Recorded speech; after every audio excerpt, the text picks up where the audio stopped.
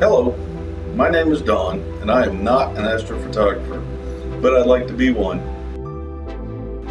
I created this channel to do two things: motivate me to continue learning the hobby of astrophotography, and to document that journey so that others might benefit from that knowledge down the road. I plan on showing you as much as I can about what I go through as I learn this hobby.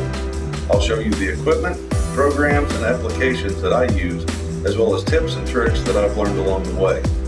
I will also show you my failures, because I feel that seeing the failures is a much better way of learning than just showing you the polished knowledge. I want to be as accessible and helpful to anyone willing to join me as I can be. My email, Facebook, Twitter, and anywhere else I've decided to spread out to will always be linked on my YouTube channel, so that you can reach out to me with questions and comments, so please feel free to do so. As I improve, I will start maintaining a list of tools I've used that I recommend for both beginners as well as the novice astrophotographer. I will discuss those tools in detail and let you know exactly why I recommend them over the tools I could have used. I will be doing tutorials from the beginning. I expect that my first few tutorials will be very basic and show exactly what a beginner goes through when learning this hobby.